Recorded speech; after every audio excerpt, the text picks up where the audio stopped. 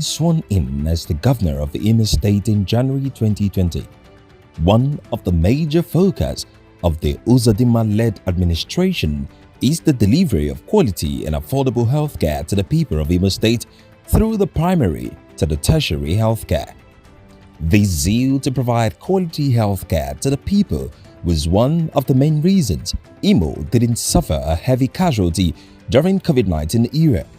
This is majorly because the governor contributed enormously to providing indigents with quality and affordable healthcare both at the rural and urban centers, knowing fully well that the health sector was in total comatose when he assumed office. The governor, in his first few months in office, established the Healthcare at Your Doorstep project, where he rolled out mobile clinics to the rural areas of the state in order to facilitate the health project.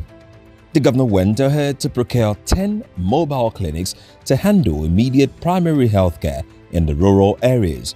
Subsequently, the Uzodinma-led administration has continued to raise the bar on the healthcare system with the construction of ultra-modern hospitals across the state and the rehabilitation of the 305 primary healthcare centers across the 305 wards in the state, the rehabilitation of the state general hospitals, and the upgrade of the federal medical centers in the state to teaching hospitals has really helped the delivery of quality healthcare system in the state. Healthcare Provision Fund. This is a laudable healthcare delivery innovation that centers on comprehensive healthcare for the vulnerable groups. It is yet another visible signpost in our resolve to provide efficient and affordable healthcare service to all Imo people. It heralds a brand new chapter in the history of healthcare in Nigeria, as it offers a refreshing assurance that all our people can have access to quality healthcare delivery, irrespective of your status in life. We must applaud the federal government of Nigeria and all the state governments for collaborating to initiate this noble vision. The focus of today's program is to tighten the bolts and nuts for the smooth takeoff of the basic free healthcare service for the vulnerable groups. And these vulnerable groups are defined to include children below the age of 5 years, pregnant women, the elderly, the poorest of the poor, and those with disabilities.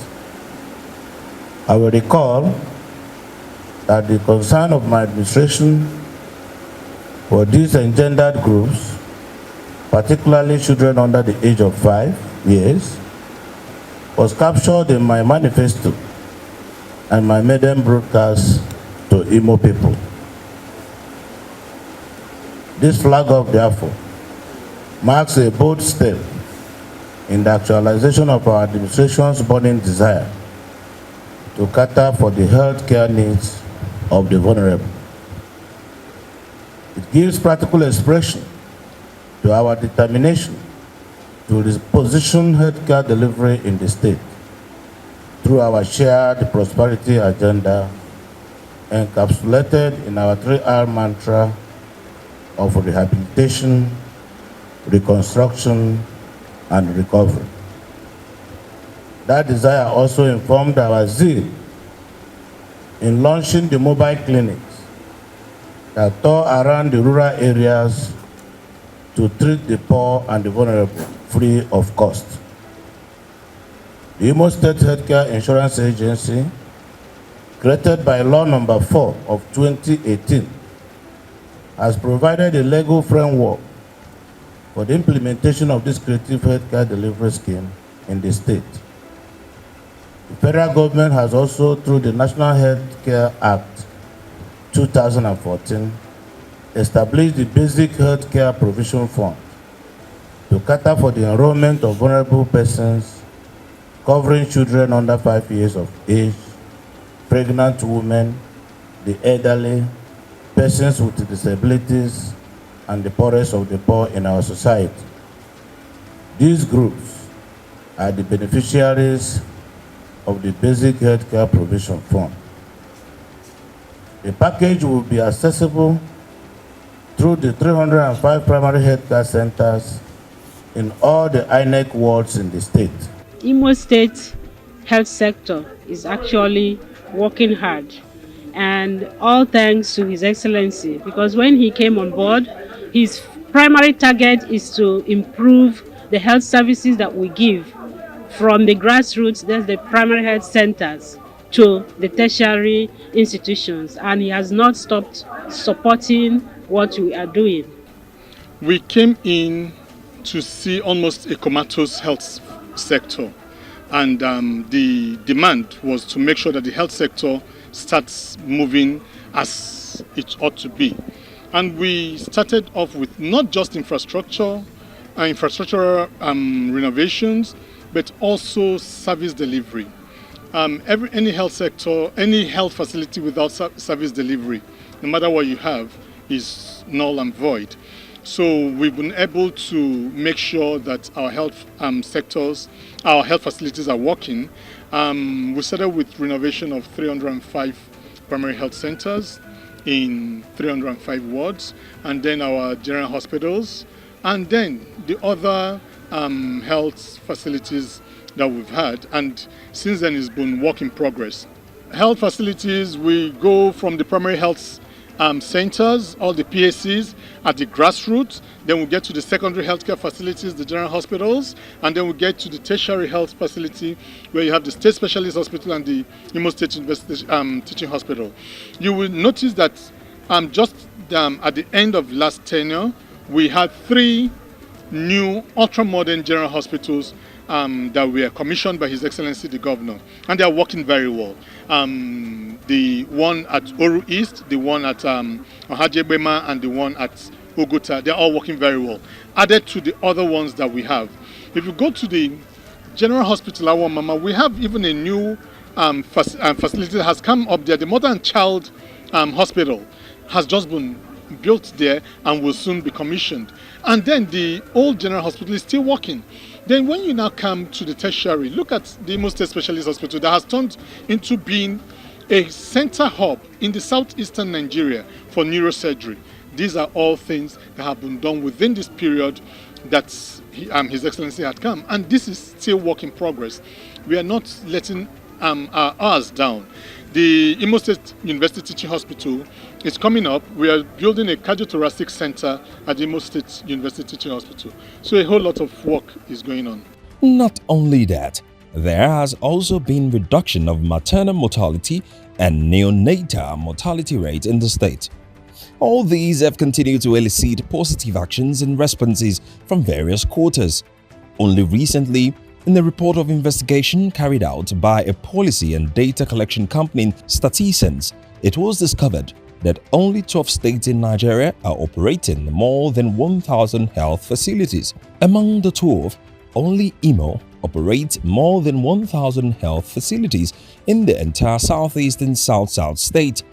According to the report, IMO State now leads the entire former eastern region in the operation of functional health institutions. Currently, the state is operating 1,335 health facilities across the 27 local government areas of the state. It is only 4th to Lagos, Kaduna, and Ogun State in the 36th state of Nigeria and Abuja. Yes, we are judged the best in Southeast and South-South and the 4th best in the nation. But we're not yet where we ought to be, because we need to get our primary health centers to a certain level of functionality where every primary health center will be on 24 hours and will give the basic maternal and neonatal care to our people.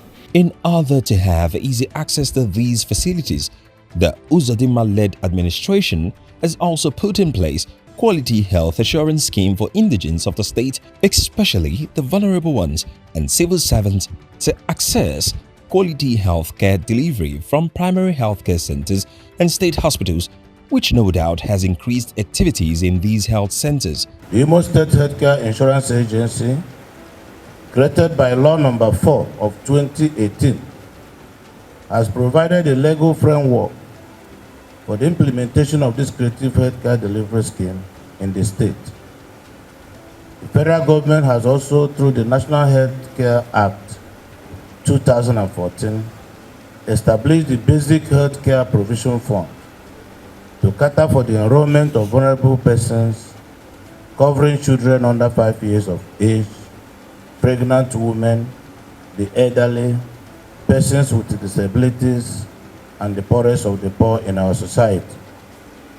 These groups are the beneficiaries of the Basic Healthcare Provision Fund.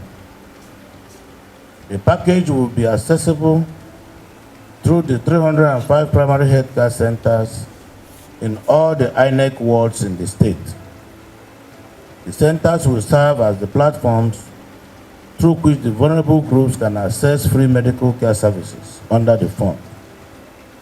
But only those that have been enrolled in this scheme will have access to the service. This means that only those enrolled in this scheme will benefit from it. This underscores the importance of today's event.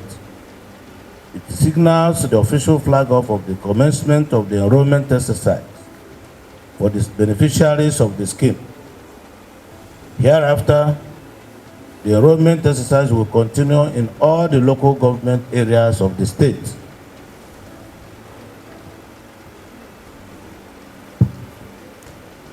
Let me reassure our people that the funds for this lofty healthcare scheme are already in place, courtesy of the federal government's provision and the state government's counterpart fund. I therefore urge all those affected to turn out en masse and enroll in the scheme. This is one opportunity our people should not toy with. It is about free, quality health service to the less privileged. The health of every IMO person is dear to our administration. But I'm passionate about the health of the hapless among us. It is the responsibility of all of us to encourage them to enroll with this scheme and be assured of good health at all times and at no cost. I should add that I'm aware that some unscrupulous elements in the public service may be tempted to tamper with the funds meant for this scheme. Such people should think again. Let me make it very clear that anyone caught tampering or attempting to tamper with the funds will be dealt with as mercilessly as our laws will permit. Such people shall be deemed guilty of profiting from blood money because they deprived the vulnerable access to good health by stealing from their funds. To be forewarned is to be forearmed.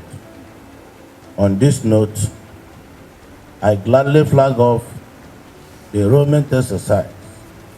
Let the registration begin.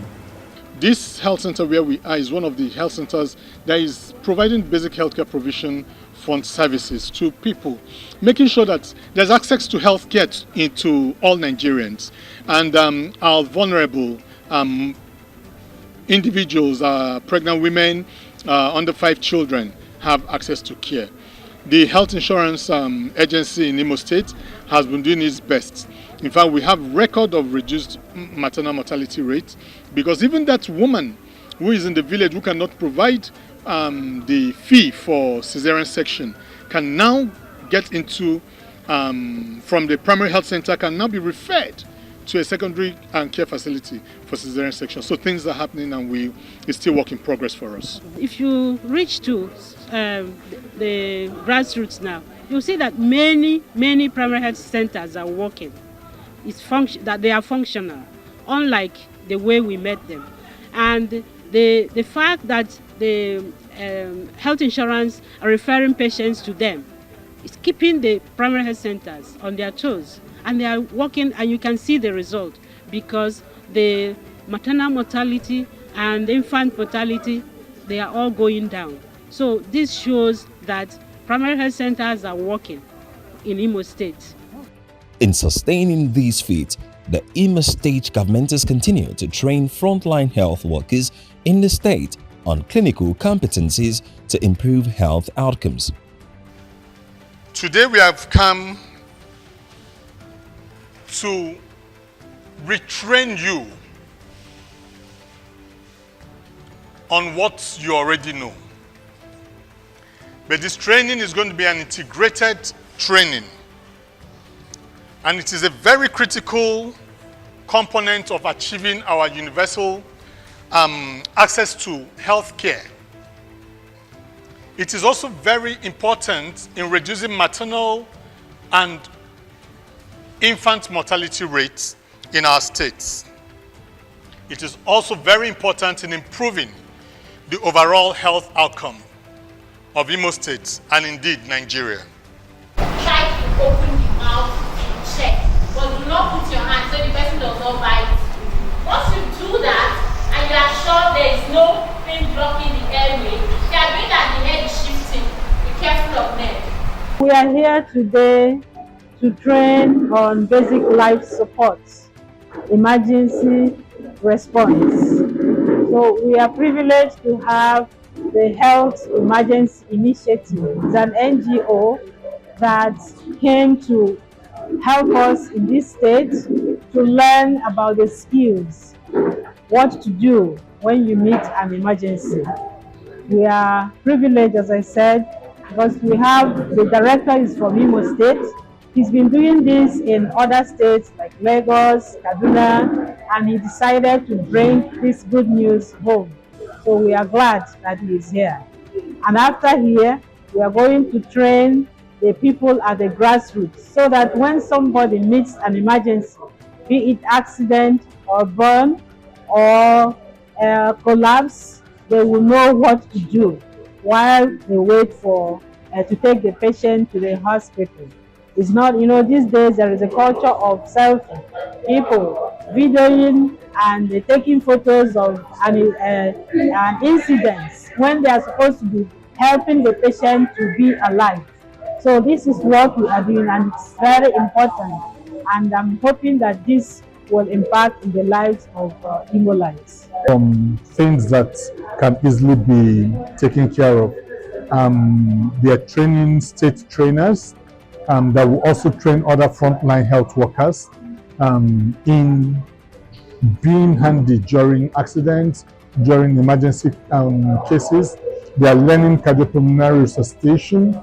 They are learning how to take care of accident patients, and also to take charge during accident and emergency cases. It's something that is going to turn around the emergency outlook in Imo State, and that's what we are looking at. We are not praying for emergencies, we are not praying for accidents, but peradventure we have such. What do we do? These are the trainers that should do what they ought to do. So it's a very good thing that is happening. We thank HEI, we thank the state government for what they are doing and for their collaboration. We have just spoken with HEI now. We are also going to train younger people in secondary schools for them to know how to respond to emergencies. Of young people. So the skills they gain from this will help them to provide that initial support such victims are exposed to at the scene of the accident, when people are exposed to explosions, gas explosion, burns, and other injuries. We also know that medical cases like hypertension, they call it silent killer. People don't know how to manage it. So exposing people to these skills at the grassroots level will minimize avoidable deaths. And with the high level of exodus of personnel, health personnel to other countries, so basic knowledge and tips of what to do during emergency, what to do to mitigate non-communicable diseases would guarantee improved health outcome for our people. So that's why our organization is doing this, not just only in Imo State. We have done similar thing in Lagos State. We are going to do in 2 other states as a pilot. And it's interesting to add that we're also going to incorporate technology, how to track, report emergency, how to reach out to health personnel or facilities.